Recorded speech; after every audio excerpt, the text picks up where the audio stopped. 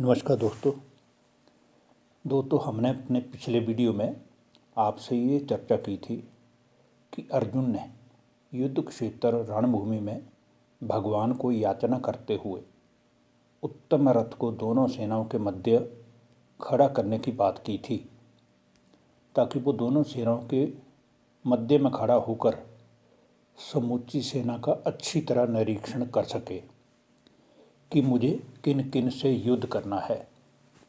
तो आज हम इसके अगले प्रसंग पर चर्चा करने के लिए श्रीमद् भगवत गीता के प्रथम अध्याय के श्लोक नंबर 27 उत्तरार्ध, श्लोक नंबर 28, श्लोक नंबर 29, श्लोक नंबर 30, श्लोक नंबर 31 और श्लोक नंबर 32 पर ज्ञान चर्चा करते हुए ये स्पष्ट करने की कोशिश करेंगे कि आखिर भी अर्जुन को अनैतिकता व अधर्मियों के खिलाफ युद्ध करने में दिक्कत क्या आ रही है।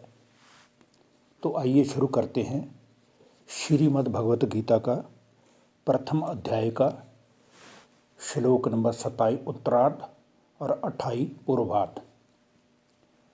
तान् समीक्ष्य स कौन्तेय सर्वान् बन्धन वस्थितान् कृपया पर्याविष्टो विशदीनिदं ब्रवीत। इस श्लोक के द्वारा अर्जुन भगवान से अपनी मन की वेदना व मन के दुख का वर्णन करते हुए ये कह रहे हैं कि हे प्रभु, इस युद्ध भूमि रण क्षेत्र में युद्ध के लिए सज धज कर खड़े हुए ये सब लोग तो वास्तव में मेरे अपने ही बंधु बांधव हैं, मेरे अपने ही मित्र संबंधीगण हैं। तो फिर आप ही मुझे बताइए कि इन अपने ही मित्र संबंधीगणों व गुरुजनों के खिलाफ मैं युद्ध कैसे करूँगा। इतना कहकर युद्ध के लिए मजबूर हुए अर्जुन अत्यंत करुणा से युक्त होकर फिर से दुखी स्वर में पूछते हैं। अर्जुन उवाच दृष्टवे मम स्वजनम कृष्ण युयुत्सुम समुपस्थितम सीदन्ति मम गात्राणि मुखम च परिशुष्यति वेप्थुश्च शरीरे मे रोम हर्षश्च जायते। दोस्तों, श्रीमद् भगवत गीता का श्लोक नंबर 28 उत्तरार्ध और श्लोक नंबर 29। अब इसका अर्थ करते हुए अर्जुन कहते हैं, हे प्रभु, रणभूमि में युद्ध की अभिलाषा से युद्ध के लिए डटे हुए इन सभी संबंधीगण सज्जन समुदाय को देख देख कर मेरे अंग शिथिल हुए जा रहे हैं और इन अपने ही सज्जन समुदाय को मारने की इच्छा से सोच सोच कर ही मेरा मुख सूखा जा रहा है एवं भय के कारण मेरे शरीर का रोम रोम खड़ा हो रहा है, मेरा शरीर कांप रहा है और मेरा मन भी चैन नहीं पा रहा है, जिस कारण मेरे शरीर में रोमांच सा पैदा हो रहा है। इसके बाद फिर अर्जुन अपना गांडीव धनुष उठाने से पहले ये बोलते हैं, ये श्रीमद् भगवत गीता का प्रथम अध्याय का 30वां श्लोक। गांडीवम स्त्रंस्ते हस्तात्वकचैव परिदह्यते नाच शनकोमे वस्थातुम भ्रमतीव च ये मने।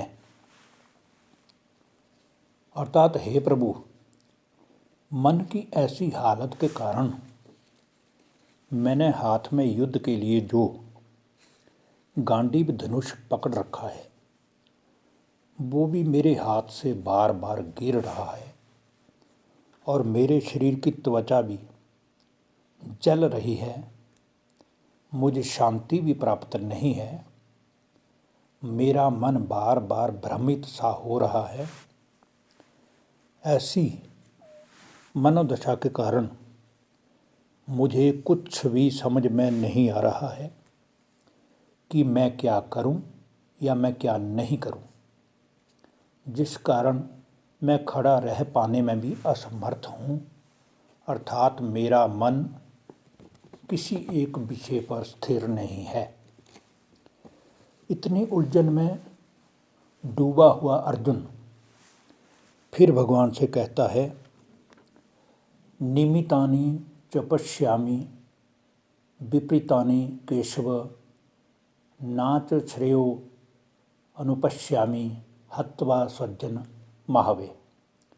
श्रीमद् भगवत गीता के प्रथम अध्याय का ये श्लोक नंबर 31 है।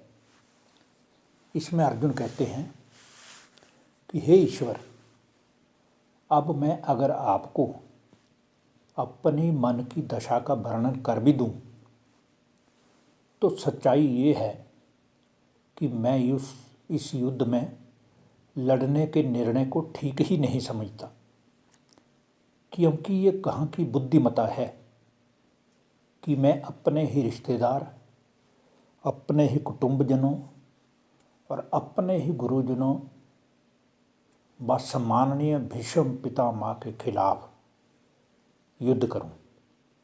इसलिए हे केशव, मैं तो सभी प्रकार के लक्षण भी उल्ट ही देख रहा हूं, क्योंकि इस युद्ध भूमि में अपने ही मित्र समुदाय को, अपने ही सज्जन समुदाय को मारना ये भला कल्याणकारी कैसे हो सकता है।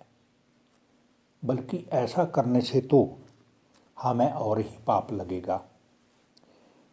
अब हम श्रीमद् भगवत गीता के श्लोक नंबर 32 पर चर्चा करते हैं, जिसमें फिर अर्जुन कहता है, ना कांक अक्षय विजयम कृष्ण नाच राज्य सुखानि च किम नो राज्येन गोविंद किम भोगै जीवीर्तेन बा।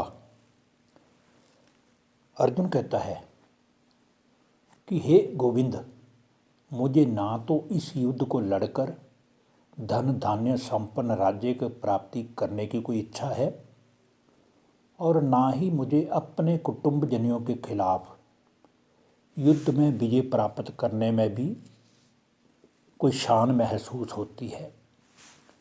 तो ऐसे में आप ही मुझे बतलाइए कि ऐसा दूसरों के खून से सना हुआ राज्य प्राप्त करने से भला मुझे क्या प्रयोजन, जिससे मैं ना तो सुखों की अनुभूति ही कर पाऊँ और ना ही समस्त अपार धन संपदा या ऐश्वर्य के भोगों का आनंद ही ले पाऊँ, और जो मेरी इंद्रियों के दुख को भी दूर ना कर सके। हे प्रभु, ऐसा जीवन जीने से भला मुझे क्या लाभ। इसलिए युद्ध करना उचित नहीं है, अर्थात हमें युद्ध नहीं करना चाहिए। इतना बोल करके अर्जुन शांत स्वभाव में रथ में बैठ गए। धन्यवाद। नमस्कार दोस्तों।